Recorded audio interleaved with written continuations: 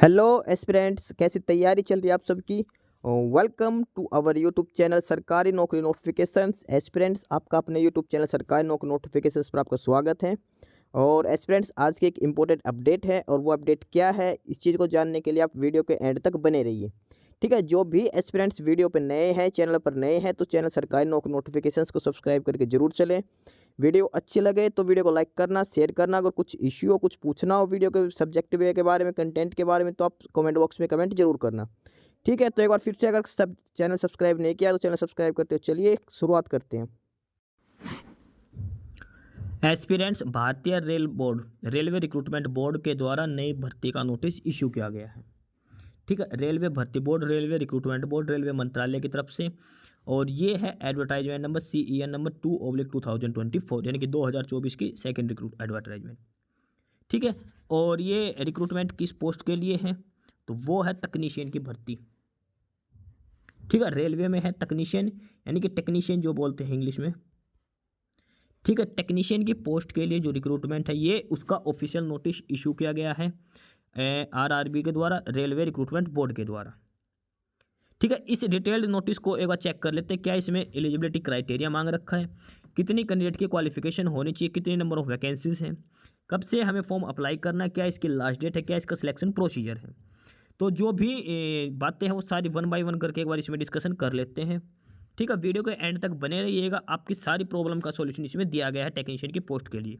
Prelims exam कैसे होगा, अगर मेंस होगा तो क्या आएगा, कैसे सिलेक्शन प्रोसीजर होगा, कैसे हमें फॉर्म अप्लाई करना है, सारी डिटेल इस वीडियो के अंदर आपको बताई जाएगी। ठीक है, तो सबसे पहले इस वीडियो की शुरुआत करते हैं, और इसमें जो है वो एडवर्टाइजमेंट नंबर है सबसे पहले 2/2024।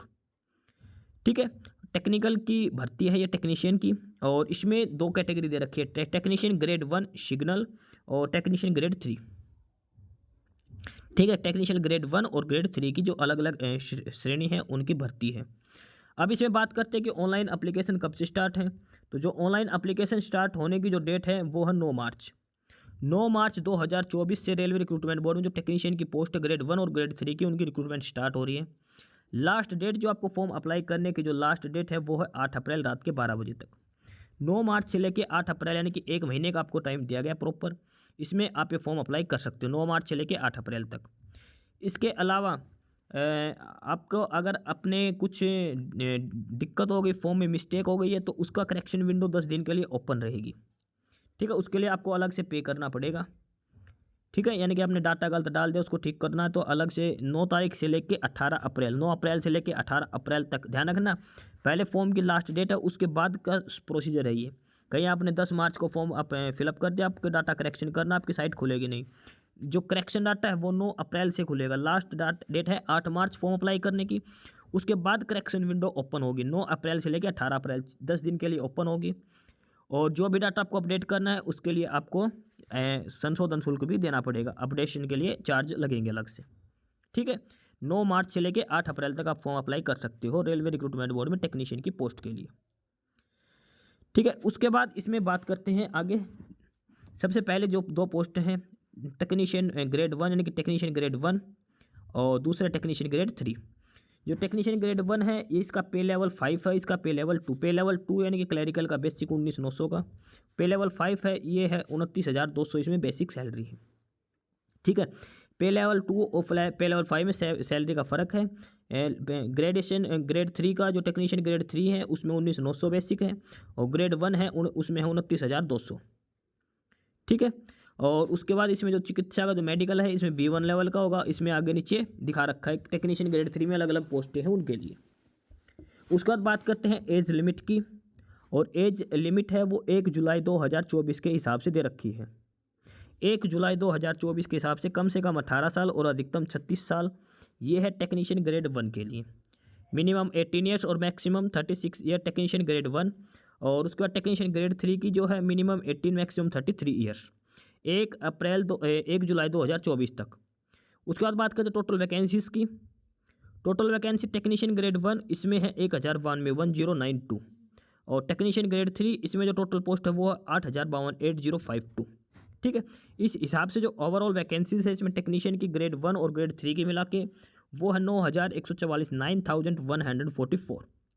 ठीक है। 9144 टोटल वैकेंसीज है रेलवे में टेक्नीशियन की पोस्टों के लिए, जिसमें से टेक्नीशियन ग्रेड 1 है वो 1092 है और टेक्नीशियन ग्रेड 3 उसका है 8052।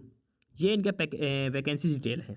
ठीक है, ये पे लेवल के दिखा रखा है किस लेवल में है, और उसके बाद इनकी बेसिक सैलरी दिखा रखी है, उसके बाद ये मेडिकल का परफॉर्मेंस दिखा रखा है, उसके बाद ये एज लिमिट दे रखी है। ठीक है, और लास्ट में है अलग अलग क्या इनमें एज क्राइटेरिया है। ठीक है, बेसिक में फ़र्क है, टेक्नीशियन ग्रेड ए है वो लेवल 5 में है 29,200 इसमें बेसिक है 29,200, और टेक्नीशियन ग्रेड 3 की बात करते हैं पे लेवल 2 में 19,900 इसमें बेसिक है। टोटल नंबर ऑफ वैकेंसी दोनों के मिला के वो 9,144 9,144। ठीक है, ये इसमें बेसिक सी डिटेल दे रही है। और इसके बाद इन्होंने क्लियर लिख रखा है कि जो भी एजुकेशन क्वालिफिकेशन मांगी जाएगी आपसे, तो जो भी शैक्षणिक या तकनीकियों का अंतिम परिणाम की प्रतीक्षा कर रहे उम्मीदवार आवेदन करने के पात्र नहीं हैं। सिर्फ वही कैंडिडेट्स अप्लाई कर सकते हैं जो क्वालिफिकेशन मांग रखी है उसका रिजल्ट आ चुका हो। जैसे किसी भी पोस्ट के लिए अगर ग्रेजुएशन मांग रखी है, अगर आप लास्ट सेमेस्टर में हो तो आपका रिजल्ट आना चाहिए फॉर्म अप्लाई करने से पहले, अदरवाइज आप अप्लाई नहीं कर सकते, ये ध्यान रख लेना। ठीक है, ये इसमें क्लियरली मेंशन कर रखा है। अगर कोई फाइनल ईयर या फाइनल सेमेस्टर का जो कैंडिडेट्स हैं उसका रिजल्ट आ लेना चाहिए, उसके बाद ही वो अप्लाई कर सकता है, अदरवाइज वो अप्लाई नहीं कर सकता। ठीक है, और इसमें ये भी क्लियर लिख रखा है कि जो भी डिटेल्स हैं वो आपको क्लियरली मेंशन करनी है, जो भी मिस्टेक होगी तो कैंडिडेट उसके लिए खुद रिस्पॉन्सिबल होगा। बाकी जो एज लिमिट का है उस फैक्टर का इन्होंने लिख रखा है कि आप अलग अलग कैटेगरी के हिसाब से उसमें एज रिलैक्सेशन भी दिया गया है। ठीक है,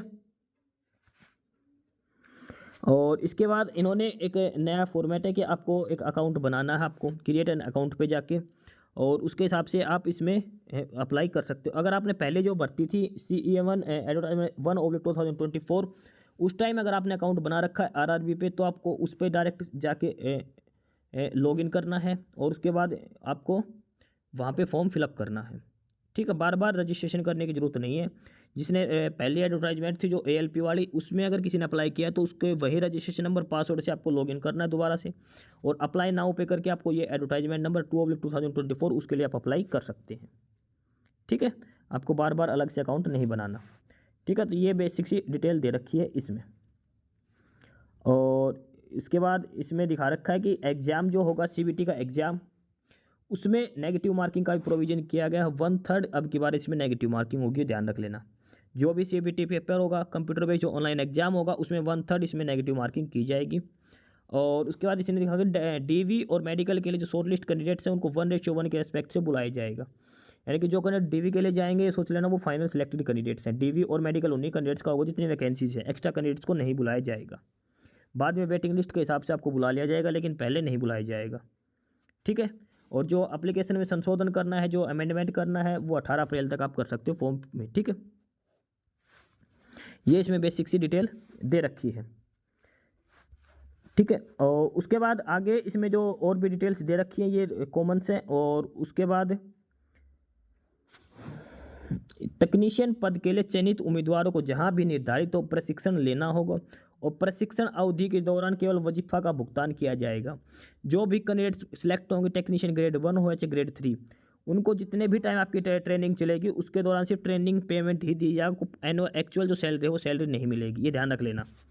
ठीक है, ध्यान रख लेना, जो शुरू में जो ट्रेनिंग चलेगी उसमें आपको पूरी सैलरी नहीं मिलेगी, सिर्फ प्रशिक्षण शुल्क मिलेगा जो वजीफा बोलते हैं वो। ठीक है,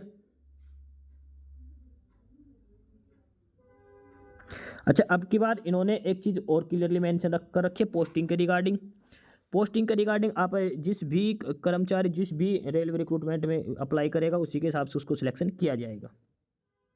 ठीक है, लेकिन इसमें यह लिखा है कि जब तक नव नियुक्त उम्मीदवार कम से कम 5 से 10 साल की सेवा पूरी नहीं कर लेता तब तक अन्य रेलवे में स्थानांतरण के लिए कोई अनुरोध पंजीकरण नहीं किया जाएगा।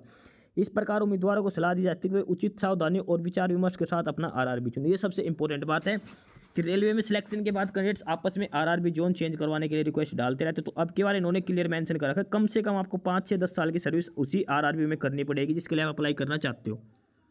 ठीक है, कई कैंडिडेट्स अप्लाई कर रहे थे दूसरे RRB की जो साउथ में है या फिर नॉर्थ ईस्ट में, वहाँ पर कम कट ऑफ जाए। सिलेक्शन होने के बाद वो RRB चेंज की रिक्वेस्ट डालते रहते हैं कि हमारा RRB रीजन चेंज कर दीजिए, हम नॉर्थ में आते हैं, हम अपने रीजन में आना चाहते हैं। तो अब की बार इन्होंने क्लियरली मेंशन कर दिया कि जो भी रीजन आरआरबी का आप सेलेक्ट करोगे उसमें आपको मिनिमम 5 से 10 साल की सर्विस वहाँ पे करनी पड़ेगी, उसके बाद ही आपका ट्रांसफ़र होगा। अदरवाइज आपका ट्रांसफ़र नहीं होगा। तो इसलिए उम्मीदवारों को सलाह दी जाती है कि वो अपने सोच समझ के ही अपना आरआरबी सेलेक्ट करें। ठीक है, ये इन्होंने दे रखा है। और उसके बाद इसमें ये अलग से दिखा रखा है कि जो भी कैंडिडेट एससी और एसटी के जो कैंडिडेट्स हैं उनको स्पेशल रिक्वेस्ट डालनी पड़ेगी और उनको स्लीपर क्लास के रेलवे के पास प्रोवाइड किए जाएंगे, रेलवे में जो सीबीटी का एग्ज़ाम देने जाएंगे या फिर मेडिकल डीवी के लिए जो भी जाएंगे उसके लिए। ठीक है, और इस चीज़ के लिए आपको एक इको लेटर के अनुसार आपकी डिटेल दी जाएगी। ठीक है, ये इसमें डिटेल दे रखी है। बाकी अलग अलग नियम जो भी हैं वो अलग दे रखे हैं। और इसके अलावा अगर किसी का हेल्पलाइन नंबर है तो इन्होंने हेल्पलाइन भी नंबर दे रखे हैं और वो टाइम दे रखा सुबह 10 से आप 5 बजे तक। कोई भी अगर आपको दिक्कत आती है तो आपको हेल्पलाइन नंबर है 9592001188। ये हेल्पलाइन नंबर आप फ़ोन करके पूछ सकते हो या फिर मेल आईडी दे रखी है, यहाँ पे आप मेल कर सकते हो rrbhelp@csc.gov.in। यहाँ पे भी आप मेल कर सकते हो अगर आपको कोई भी दिक्कत आ रही हो तो एप्लीकेशन के रिगार्डिंग। ठीक है, और इसके बाद यहाँ पे लिख रखा कि यदि उम्मीदवार किसी भी कारण से अंतिम तिथि के भीतर अपना ऑनलाइन आवेदन जमा नहीं कर पाते तो आरआरबी जिम्मेवार नहीं होगा। यानी जो लास्ट डेट है तब तक आपको फॉर्म जमा करवाना है। ठीक है, उसके बाद ये मेडिकल फिटनेस दिखा रखा है कि A3 वाले मेडिकल में क्या क्या होना चाहिए, B1 मेडिकल में क्या होना चाहिए। ठीक है, उसके बाद B2 लेवल का 3 लेवल के ही इसमें मेडिकल होंगे, A3, B1 और B2 का। इनमें दिखा रखा है सबसे पहले फिजिकल फिटनेस, तो शरीर बॉडी उनकी फिट होनी चाहिए। उसके बाद ये है मेन आई का, आई कॉन्टेक्ट का, लेजर का, जो भी दिखा रखा है कि आँखों में क्या क्या हो तो आप अप्लीकेबल है। ठीक है, ये इसमें बेसिक सी चीज़ें हैं। और उसके बाद नागरिकता का दे रखा है किस किस स्टेट का हो सकता है। आयु सीमा बता रखी है 18 से 33 साल और 18 से 30 साल। ठीक है, और लेकिन इसमें जो कोविड की प्रोवर्टी बीच में 2-3 साल फॉर्म अप्लाई नहीं हुए। देखो बेसिक आयु जो मांगते हैं वो 18 से 33 और 18 से 30 है, लेकिन अब की बार इनमें 3-3 साल का रिलैक्सेशन दिया गया है क्योंकि कोविड-19 की वजह से 3 साल तक भर्ती नहीं हो पाई थी टेक्नीशियन की, इसलिए 3 साल का एक्स्ट्रा टाइम दिया गया है। ये ध्यान रख के चलना। ठीक है, उसके बाद अलग अलग कैटेगरी के हिसाब से ये एज रिलैक्सेशन दे रखा है। जैसे SC/ST को 5 साल का, OBC नॉन क्रीमी को 3 साल का, उसके बाद ex serviceman, person with disabilities को। ठीक है, ये इनको अलग अलग से छूट दे रखी है। और उसके बाद आगे बात करते हैं इसमें जो डेट ऑफ बर्थ होनी चाहिए क्या क्या हो सकती है। तो सभी उम्मीदवार जो मैक्सिमम जो डेट ऑफ बर्थ है वो 1/7/2006 है। 1/7/2006 के बाद वाले नहीं भर सकते। 1/7/2006 तक जिनका जन्म हो वो भर सकते हैं, मिनिमम 18 साल। मैक्सिमम के लिए UR EWS की date of birth 2/7/1988, OBC NCL के लिए 2/7/1985, SC/ST की 2/7/1983। ठीक है, ये अलग अलग दोनों में दिखा रखिए क्या क्या आपकी डेट ऑफ बर्थ इनके अंडर में होनी चाहिए। ठीक है, ये है उम्र का प्रोविज़न, डेट ऑफ बर्थ का प्रोविज़न। ठीक है, और इसके बाद इन्होंने क्लियरली मेंशन कर रखा कि जन्म तिथि में बदलाव किसी के बाद अनुरोध पर विचार नहीं किया जाएगा। जो 10th में या फिर जो जन्म प्रमाण पत्र में वही मानी जाएगी। जन्म तिथि में कोई भी अंतर होने दर उम्मीदवार को अयोग्य घोषित कर दिया जाएगा। ध्यान रखना, आप फॉर्म अप्लाई करते हैं डेट ऑफ बर्थ सेम होनी चाहिए आपके सभी डॉक्यूमेंट्स में। 10th क्लास में है, जो SLC है जो भी है उसमें वो डेट ऑफ बर्थ वही होनी चाहिए जो 10th क्लास में है या फिर जो भी प्रमाण पत्र आपने दिया है डेट ऑफ बर्थ के लिए उसमें। ठीक है, अब उसके बाद बात करते हैं एग्जाम शुल्क। अब बात करते हैं परीक्षा शुल्क की, एग्जाम फीस की। एग्जाम फीस में सभी कैंडिडेट्स की एग्जाम फीस है 500 रुपये, 500 रुपीज़ आपको एग्जाम फीस पे करनी है। लेकिन एक कंडीशन दे रखी है कि आप जो पहला पेपर होगा, जो CBT जो एग्जाम होगा, वो देख के जो कैंडिडेट्स आएंगे उनको 400 रुपये वापस कर दिए जाएंगे। यानी कि वैसे देखें तो एग्जाम फीस कितनी हुई, 100 रुपये।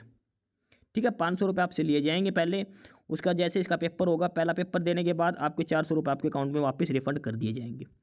ठीक है, लेकिन उसके अलावा जो कैंडिडेट बच गए SC ST कैंडिडेट्स या एक्स सर्विसमैन या फीमेल चाहे किसी भी कैटेगरी से हो, ट्रांसजेंडर, ठीक है, EBC कैंडिडेट्स, उनको जो फीस लगेगी 250 रुपये लगेगी उनकी। और वो जब एग्ज़ाम दे के आएंगे CBT एग्ज़ाम, तो उसके बाद उनके 250 रुपये भी रिफंड कर दिए जाएंगे, इनको कोई फीस नहीं लगेगी। ध्यान रख लेना, रिफंड सिर्फ उसी कैंडिडेट्स का होगा जो एग्ज़ाम दे के आएगा। जो कैंडिडेट एग्जाम दे के आएगा उसी का ही रिफंड होगा। जो कैंडिडेट एग्जाम नहीं देगा उसकी फ़ीस रिफंड नहीं होगी। ये ध्यान रख के चलना, सबसे बड़ी बात इसमें ये लिख रखी है। ठीक है, यानी कि यूआर ओबीसी वालों को 500 रुपये फीस लगेगी, उसमें से 400 रिफंड हो जाएंगे। बाकी एससी एसटी फीमेल चाहे किसी भी कैटेगरी से उनके 250 रुपये लगेंगे और सीबीटी एग्जाम होने के बाद उनके सारे रिफंड कर दिए जाएंगे। ठीक है, और उसके बाद ये इन्होंने दिखा रखा है कि अल्पसंख्यकों में कौन कौन से, और ईबीसी जो कैंडिडेट्स होते हैं उसके लिए इन्होंने दिखा रखा है ईबीसी वो फैमिली है जिनकी आयु 50,000 रुपये से कम है। ध्यान रखना, ईबीसी अलग होता है और ईडब्ल्यूएस अलग है, ये चीज़ ध्यान रख के चलना। ईडब्ल्यूएस वाले ईबीसी में अप्लाई नहीं करना है, ठीक है। कहीं लास्ट में आके पता चले आपने ईडब्ल्यूएस की जगह ईबीसी, देखो इन्होंने क्लियर मेंशन कर रखा है ईबीसी और ईडब्ल्यूएस अलग अलग श्रेणियां हैं। ईबीसी को ओबीसी के साथ भी भ्रमित नहीं किया जाना चाहिए। ईबीसी उम्मीदवार को पता होना चाहिए कि वे केवल शुल्क रियासत के हकदार हैं, नौकरी में आरक्षण के नहीं।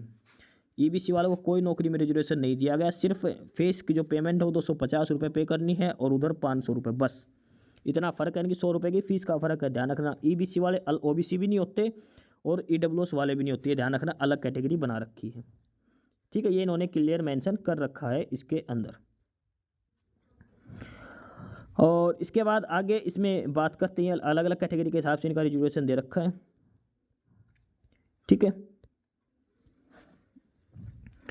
और उसके बाद ये बेसिक सी डिटेल दे रखी है क्या क्या आपको चाहिए। भर्ती प्रक्रिया में क्या क्या होगा आपका, सबसे पहले सिर्फ एक पेपर होगा कंप्यूटर बेस्ड एग्जाम, उसके हिसाब से ही आपका सिलेक्ट किया जाएगा सीबीटी के एग्ज़ाम के बेसिस पे। सबसे पहले आपका कंप्यूटर आधारित एक एग्ज़ाम होगा, उसका पैटर्न दे रखा है। जो आपका जो सीबीटी एग्ज़ाम होगा कंप्यूटर बेस्ड जो टेस्ट होगा, उसका जो पे लेवल 5 है यानी कि टेक्नीशियन ग्रेड 1 की पोस्ट है, उसमें क्या पूछा जाएगा, उसमें 90 मिनट का आपका पेपर होगा, 100% आपसे पूछे जाएंगे, यानी कि 1.5 घंटे का पेपर में आपसे 100 क्वेश्चन किए जाएंगे एमसीक्यू बेस।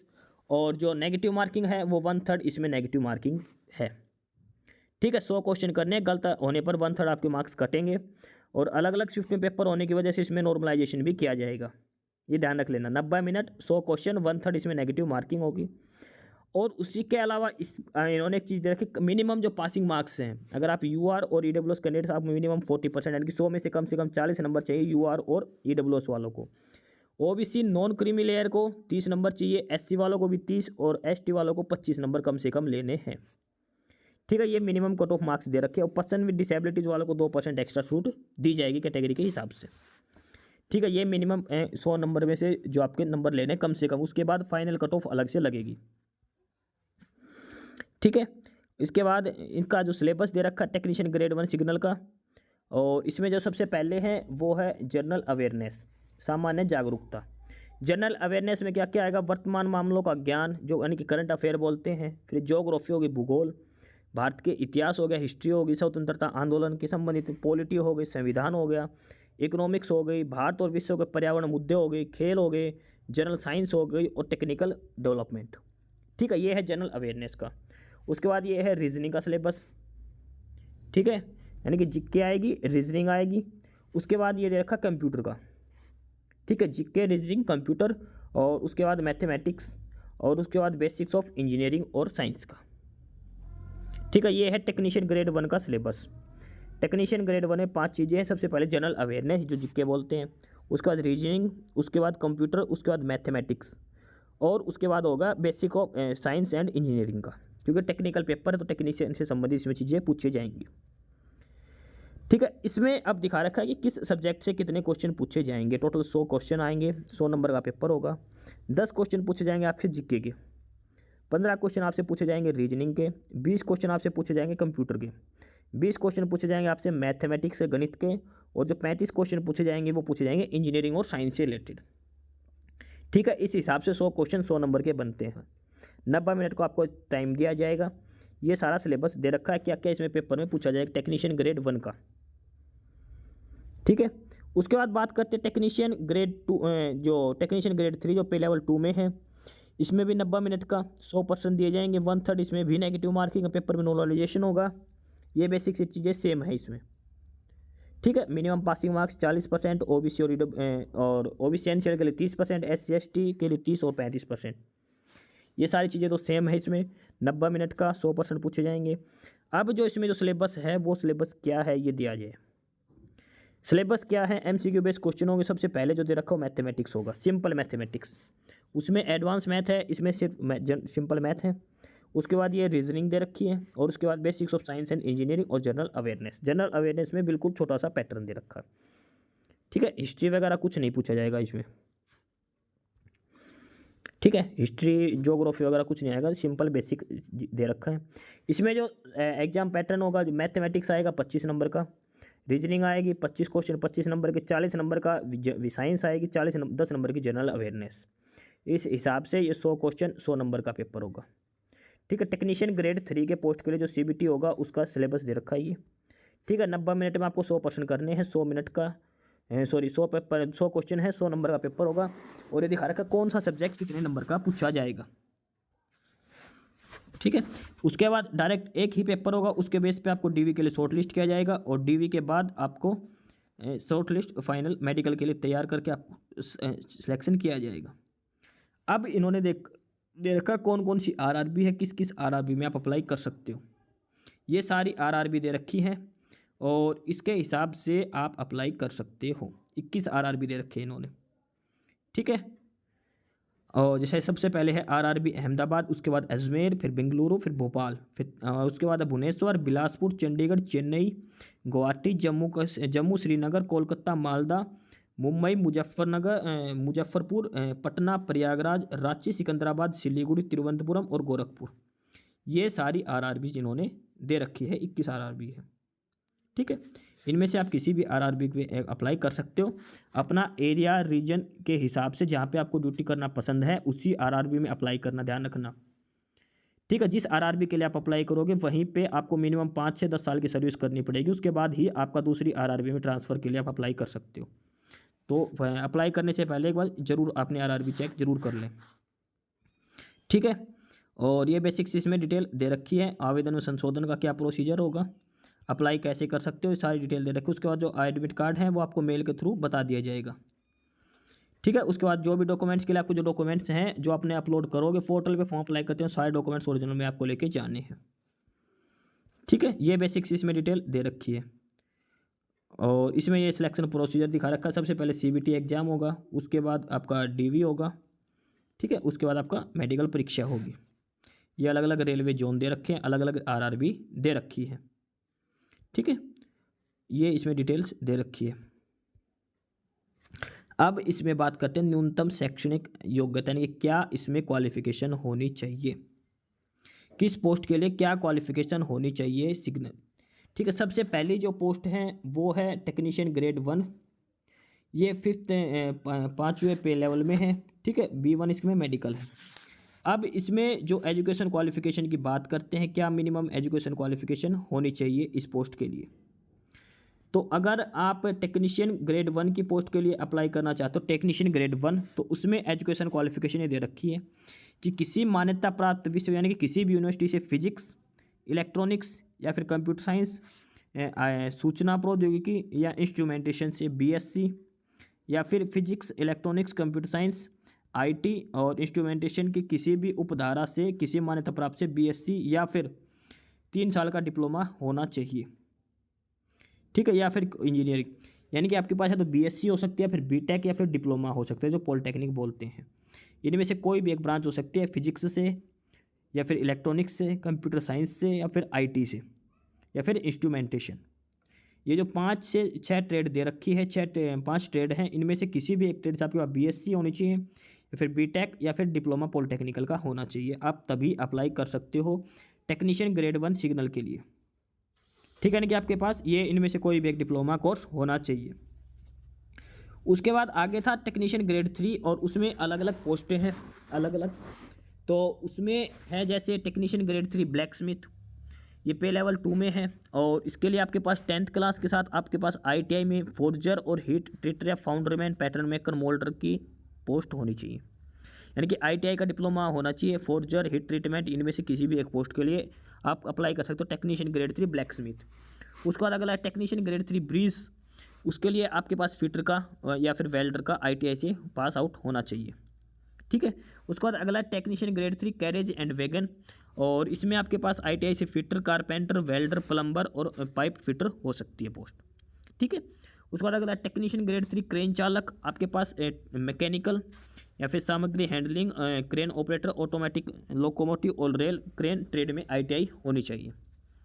ठीक है, इसके बाद आगे है टेक्नीशियन ग्रेड 3 में डीजल इलेक्ट्रिकल, इसमें से आपके पास इलेक्ट्रॉनिक्स या फिर वायरमैन। ठीक है, डीजल इलेक्ट्रिकल में जो है इलेक्ट्रीशियन, मैकेनिकल ऑटो इलेक्ट्रीशियन या फिर वायरमैन, इनमें से कोई भी एक ट्रेड हो सकती है, आप अप्लाई कर सकते हो। उसके बाद आगे technician grade 3 diesel mechanical. Diesel mechanical में से मांग रखा है fitter, mechanic diesel, mechanic automobile, इनमें से कोई ट्रेड हो तो आप अप्लाई कर सकते हो। सेम टेक्नीशियन ग्रेड 3 इलेक्ट्रिकल, ये इलेक्ट्रॉनिक्स कोई भी ट्रेड ITI में है तो आप अप्लाई कर सकते हो। टेक्नीशियन ग्रेड 3 इलेक्ट्रिकल या TRS, इसमें भी ये क्वालिफिकेशंस दे रखी है। ठीक है, उसके बाद अगले technician grade 3 EMU, technician grade 3 fitter, technician grade 3 PV। ठीक है, उसके बाद technician grade 3 RAC refrigeration and air conditioning, और रिवर्टर, उसके बाद signal, track machine, Turner, welder. ठीक है, ये टोटल 17 कैटेगरी की पोस्ट टेक्नीशियल ग्रेड 3 में और ITI के बेसिस पे ये मांग रखी है। आपके पास जो ITI की ट्रेड है उसके हिसाब से आपको अप्लाई करना है, ये ध्यान रख के चलना। ठीक है, और इसमें एक पोस्ट है टेक्नीशियन ग्रेड 3 सिग्नल, इसमें आपके पास ITI के अलावा 10th क्लास 12th मांग रखे। अगर 12th में साइंस था, आपके पास फिजिक्स और मैथ सब्जेक्ट थे, तो आप अप्लाई कर सकते हो। टेक्नीशियल ग्रेड 3 सिग्नल, ग्रेड 1 वाला अलग है, ग्रेड 3 सिग्नल में आप अप्लाई कर सकते हो, ये ध्यान रख लेना, ये इसमें क्वालिफिकेशन दे रखी है। उसके बाद इसमें दिखा रखा है ये RRB के हिसाब से number of vacancies, technician grade 1 से लेके टोटल कौन कौन सी RRB में किस किस टेक्नीशियन की पोस्ट के लिए वैकेंसीज है, कितनी वैकेंसीज हैं। सबसे पहले RRB अहमदाबाद में दिखा रखा है। जैसे टेक्नीशियन ग्रेड 1 जो सिग्नल की पोस्ट है, इसमें जो टोटल है 74 है RRB अहमदाबाद। उसके बाद टेक्नीशियन ग्रेड 3 की सारी पोस्टें दिखा रखी है। ठीक है, इस हिसाब से तो टोटल ग्रेड 1 में और ग्रेड 3 में पोस्ट है RRB अहमदाबाद में। उसके बाद RRB अजमेर में ये पोस्ट दिखा रखी है टेक्नीशियल ग्रेड 1 सिग्नल की। ठीक है, ये RRB में 2 रीजन आते हैं, WCR और NWR, इसमें अलग अलग ये पोस्टें दिखा रखी है टेक्नीशियन ग्रेड 1 सिग्नल के। उसके बाद टेक्नीशियल ग्रेड 3 की पोस्टें दिखा रखी है। ठीक है, ये RRB के हिसाब से इन्होंने नंबर ऑफ वैकेंसीज दे रखी है। आपको RRB के हिसाब से ही अपना फॉर्म अप्लाई करना है। जिस RRB के लिए आप अप्लाई करोगे वहीं पे आप ड्यूटी के लिए एलिजिबल हो। तो अपने पहले जिस भी RRB के लिए अप्लाई करो उसमें देख लेना जिस पोस्ट के लिए आप अप्लाई करना चाहते हो वो वहाँ पे वैकेंसीज हैं या नहीं है, ये ज़रूर ध्यान देख के चलना। ठीक है, टोटल 18 कैटेगरी के, जिसमें से एक है ग्रेड 1 सिग्नल का और उसके बाद है ग्रेड 3 का टेक्नीशियन में, अलग अलग कैटेगरी के हिसाब से, वो मोस्टली ITI की ट्रेड्स पे है।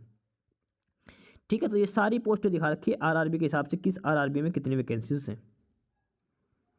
ठीक है, और उसके बाद ये आपको SC ST को जो जाति प्रमाण पत्र उसका फॉर्मेट दे रखा है, और उसके बाद ये अलग अलग डिटेल दे रखी है। OBC का सर्टिफिकेट फॉर्मा दे रखा है, ये है OBC नॉन क्रीमी लेयर वालों का।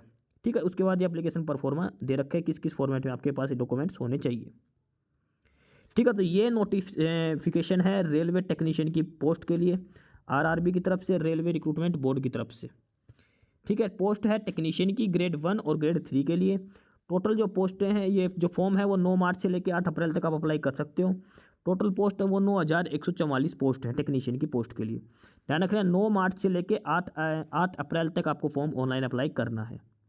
ठीक है, तो ये डिटेल थी। एप्लीकेशन फ़ीस इसमें ये मान के चलिए कुल 100 रुपये है। 500 रुपये है UR OBC के लिए, उसमें से 400 रिफंड हो जाएंगे। फीमेल SC ST के लिए 250 रुपये हैं, वो वापस सारे रिफंड हो जाएंगे, उनको कोई एप्लीकेशन फ़ीस पे नहीं करनी। ध्यान रखना 9 मार्च से लेकर 8 अप्रैल तक आपको अपनी क्वालिफिकेशन का आपको फॉर्म अप्लाई करना है। ठीक है, तो ये डिटेल थी RRB की तरफ से। Advertisement number CEN number 2/2024 technician grade 1 signal और टेक्नीशियन ग्रेड 3 की पोस्ट के लिए। ठीक है, बाकी नई अपडेट नई इन्फॉर्मेशन के लिए आप हमारे YouTube चैनल सरकारी नौकरी नोटिफिकेशन सब्सक्राइब जरूर करिए। और अगर कुछ इश्यू है, कुछ पूछना हो तो आप कमेंट बॉक्स में कमेंट करके आपको जो भी इश्यू है किसी भी चीज़ के रिगार्डिंग आप कमेंट बॉक्स में कमेंट करके पूछ सकते हैं। ठीक है, चैनल को सब्सक्राइब जरूर करें, वीडियो को लाइक करें, शेयर करिए, जुड़े रहिए हमारे साथ। मिलते रहेंगे नई अपडेट्स के साथ, तब तक के लिए बाय।